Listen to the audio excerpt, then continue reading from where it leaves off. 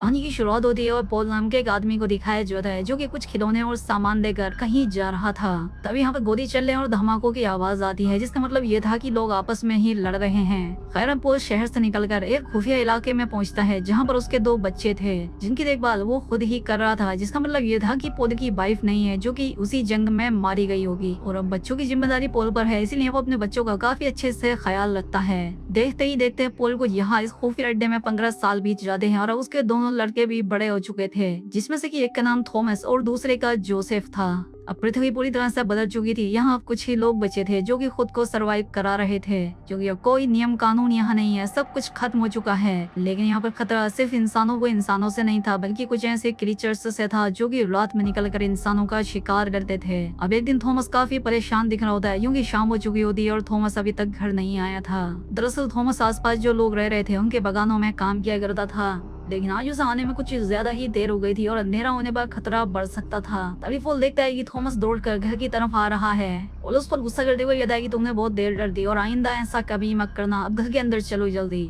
घर के अंदर आते ही ये करके सभी खिड़की दरवाजों को अच्छे से सील कर देते हैं। खैर अब ये तीनों रात में बैठकर डिनर करते हैं। खाना खाने के बाद ये तीनों एक कमरे में बैठे होते हैं और जोसेफ अकेले ही शतरंज खेल रहा होता है। तभी उन्हें बाहर से अचानक से दरवाजा पीटने की आवाज आती है, जिसे कोई खोलने की कोशिश कर रहा था। पॉल और थॉमस दरवाजे को जोर से पकड़ लेते हैं ताकि दरवाजा खुल ना सके। ऐसा 3 बार होने के बाद सब कुछ शांत हो जाता है, लेकिन जोसेफ जहाँ बैठा था वो वही बैठा रहता है। पॉल उससे पूछता है कि तुमने हमारी मदद क्यों नहीं की, जिस पर वो कहता है क्योंकि दरवाजा बहुत ही अच्छे से बंद था, कोई भी उसे खोल नहीं सकता था। मैंने सुना जब दरवाजा पीटा गया, पहली बार हमें डराने के लिए ऐसा किया, दूसरी बार दरवाजे को तोड़ने की कोशिश की लेकिन वो ऐसा ना कर सके, और तीसरी बार गुस्से से मारा क्योंकि उनसे दरवाजा नहीं खुला। दरअसल ये वही कीचड़ थे जो कि रात के समय शिकार पर निकलते थे क्योंकि दिन की रोशनी इनसे बर्दाश्त नहीं होती थी। इसीलिए पॉल सुबह होते ही दरवाजे को जाकर चेक करता है, जहाँ पर ये बड़े बड़े पंजों के निशान थे जिसमें बहुत सारे कीड़े भरे थे जो कि दरवाजे को खोखला कर रहे थे। इसीलिए पॉल दरवाजे को निकाल देता है ताकि वो इससे भी मजबूत दरवाजा बना सके। खैर पॉल के कहने पर वो दोनों भाई जंगल से लकड़ी लाने चले जाते हैं। दूसरी तरफ जोसेफ को मशीनी चीजों में बड़ी दिलचस्पी थी, इसीलिए वो एक खराब गाड़ी को ठीक करने में लगा हुआ था। पॉल गैराज में आता है, वो ये सारी चीजें देखकर काफी इम्प्रेस होता है, लेकिन सारी चीजें ठीक से करने के बाद भी वो गाड़ी स्टार्ट नहीं होती।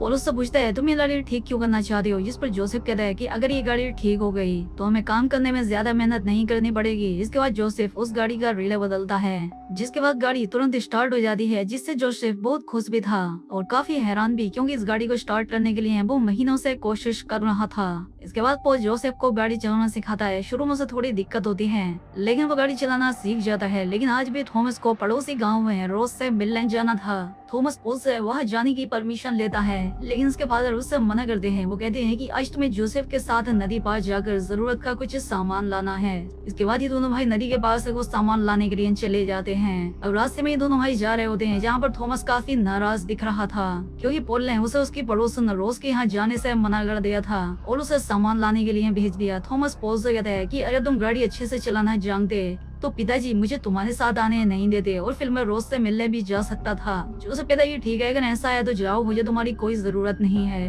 अब थॉमस बीच रास्ते में ही उतरकर रोज के यहाँ जाने लगता है, लेकिन यहाँ तो ये डील करते हैं कि घर वापस आते वक्त हम साथ में ही घर जाएंगे। अब जोसेफ अकेला ही नदी की तरफ चला जाता है। वहीं हम थॉमस को रोज की तरफ आते हुए देखते हैं, जहाँ पर एक छोटी सी सोसाइटी है, जहाँ पर एंट्रेंस पर सिक्योरिटी के लिए एक गार्ड हमेशा ही बंदूक हाथ में लेकर टहला लेता है। थॉमस जो की अक्सर यहाँ पर आता रहता था, इसीलिए गार्ड उसे अंदर जाने से नहीं रोकते थे। लेकिन दरअसल हकीकत तो ये थी, यहाँ पर थॉमस को काम करने में ज्यादा दिलचस्पी नहीं थी, बल्कि वो तो यहाँ पर रोज की बेटी स्कारलेट से मिलने के लिए आता था। ये दोनों एक दूसरे को काफी पसंद किया करते थे। स्कारलेट थॉमस को एक पेड़ के पास लाती है। वो अपने बचपन की बातें बताती है। वो कहती है कि जब मैं छोटी थी तब मुझे इसी पेड़ तक आने की इजाजत थी, इसके आगे जाने से मुझे मना था, लेकिन वो चाहती थी कि जल्द ही ये क्रीचर्स खत्म हो और दुनिया पहले जैसी हो जाए ताकि ये पूरी दुनिया में घूम सके। फिर ये दोनों मिलकर दुनिया के अंत के बारे में बातें करते हैं, जहाँ पर इनकी बातों से हमें पता लगता है कि जब दुनिया की तबाही हुई थी वो छोटे कीड़ों से हुई, जिन्होंने की लोगों को संक्रमित किया और उसके बाद बड़े बड़े क्रीचर्स आए। वो इंसानों का खात्मा करने लगे और धीरे धीरे इंसानों की तादाद घटती चली गई। फिल्म में ये साफ साफ नहीं बताया गया है कि आखिर ये क्रीचर्स आए कहाँ से, लेकिन पृथ्वी पर पोल्यूशन बहुत ज्यादा बढ़ने लगा था और इसी वजह से शायद इन क्रीचर्स का जन्म हुआ। वही जोसेफ को दिखाई जाता है जो कि नदी के किनारे पहुंच चुका था। वो एक पुराने बोट के अंदर जाता है, यहाँ पर कुछ कीड़े उस पर हमला कर देते हैं, जिस वजह से उसे यहाँ से निकलना पड़ता है। शाम भी होने वाली थी, इसलिए जोसेफ वहाँ से घर आने लगता है। अब लिली के मुताबिक जोसेफ रास्ते में आकर थॉमस का इंतजार करता है, लेकिन काफी देर इंतजार करने के बाद भी जब वो नहीं आता तो उसे लगता है कि शायद वो घर चला गया होगा, इसलिए वो अकेला ही घर चला जाता है। जोसेफ को अकेला देखकर पॉल को फिक्र होने लगती है और जोसेफ भी जानकर घबरा जाता है कि पॉल अभी तक घर नहीं आया, और इसलिए जोसेफ उसे सब कुछ सच बता देता है कि थॉमस बीच रास्ते से ही रोज के घर चला गया था। वहीं थॉमस जल्दी से भागकर घर आ रहा होता है, लेकिन उसका पैर फिसल जाता है और वो एक गड्ढे में गिरकर बेहोश हो जाता है। इधर पॉल जोसेफ को घर पर रहने का कहकर थॉमस को ढूंढने के लिए जंगलों में चला जाता है। अब अंधेरा होने पर थॉमस को होश आता है, लेकिन इस गड्ढे से निकलना उसके लिए नामुमकिन था। जंगल में आकर पॉल उसे आवाज लगाता है। थॉमस कहता है कि मैं यहाँ नीचे हूँ, मैं घर आ रहा था लेकिन पैर फिसलने की वजह से मैं यहाँ गिर गया। खैर अब पॉल भी किसी तरह से नीचे पहुंच जाता है, लेकिन अब यहाँ से बाहर जाना खतरे से खाली नहीं था, इसलिए इन्हें यहीं पर रुकना होगा। वहीं दूसरी तरफ जोसेफ घर पर अकेला था और उसने दरवाजे को भी ठीक से बंद नहीं किया था, तो इसलिए जब वो सो रहा होता है तो एक जानवर दरवाजे के अंदर हाथ डालकर उसे मारने की कोशिश करता है, लेकिन बड़ा हाथ होने के बावजूद भी उसका वो हाथ उस तक नहीं पहुंच पाता। इसके बाद वो बड़ी ही शांति से उस दरवाजे को खोलकर अंदर आ जाता है, और अब अंदर आकर वो जैसे ही जोसेफ को मारने वाला होता है, जोसेफ एक रस्सी खींचकर उसे एक ट्रैप में फंसा लेता है। दरअसल उसने उस कीचड़ को पकड़ने के लिए एक ट्रैप बनाया था और वो सोने का बस नाटक कर रहा था। दरअसल जोसेफ उसे पकड़कर उसके बारे में जानना चाहता था, लेकिन पिता के घर पर रहते हुए ऐसा नहीं कर पा रहा था, इसीलिए जब उसके पिता बाहर थे तो उसने ये काम कर लिया। थॉमस और पॉल गुफा में ही सुबह होने का इंतजार कर रहे थे, लेकिन उन्हें पता चलता है कि वो अकेले नहीं है, बल्कि ये जगह उन क्रीचर्स से भरी हुई है, जो कि उनके बाहर जाने के रास्ते को बाहर से बंद कर रहे थे। पॉल के पास एक डायनामाइट था, इसलिए वो अपने बेटे को खुद से दूर भेजकर डायनामाइट ब्लास्ट कर देता है, जिससे वो क्रीचर्स तो मारे जाते हैं, लेकिन इनके साथ साथ पॉल भी काफी जख्मी होकर बेहोश हो जाता है। सुबह होने पर थॉमस अपने फादर को गुफा से बाहर निकालता है, और सुबह होने पर जोसेफ भी गाड़ी लेकर उन्हें ढूंढने के लिए निकल जाता है।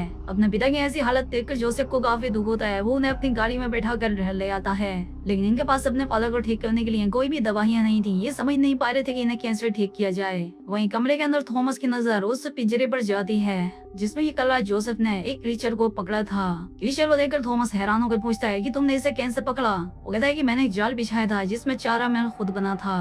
थॉमस बोलता है कि उस गुफा में मैंने बहुत सारे क्रीचर्स को मारा था और इसे भी मार सकता हूँ, क्योंकि दिन के उजाले में ये क्रीचर जिंदा नहीं रह सकते, इसलिए उसे डॉक्टर से ढक कर रखा गया था। भाई के कहने पर जोसेफ क्रीचर को कमरे से बाहर निकालता है, तो रोशनी से बचने के लिए क्रीचर बेड के पीछे छिपता है, लेकिन ये दोनों भाई किसी तरह से मिलकर इस क्रीचर को मार डालते हैं। अब इनके फादर की हालत काफी खराब हो चुकी थी, इसलिए थॉमस अपने भाई को सलाह देता है कि हमें इन्हें रोज के पास ले जाना चाहिए, उसके पास दवाइयाँ जरूर होंगी। इसलिए ये पॉल को लेकर रोज के पास चले जाते हैं, लेकिन वो साफ साफ इनकार कर लेती है कि हम इन्हें यहाँ नहीं रख सकते और न ही दवाइयाँ दे सकते हैं, पर वो थॉमस को यहाँ अकेले रहने की परमिशन दे देते हैं। दोनों भाई काफी निराश हो जाते हैं, लेकिन थॉमस वहीं पर रह जाता है और जोसेफ अपने फादर को लेकर घर वापस आ जाता है। दूसरी तरफ स्कारलेट थॉमस को अपने रूम में ले जाती है, जहाँ पर ये दोनों एक दूसरे को किस करते हैं, लेकिन उसके फादर ये सब देख लेते हैं और गुस्सा होकर थॉमस को बाहर भेज देते हैं। थॉमस किचन में आकर दवाई ढूंढता है, क्योंकि वो सिर्फ दवाई के लिए यहाँ आया था, लेकिन स्कारलेट उसे देख लेती है तो वो खुद उसकी मदद करती है।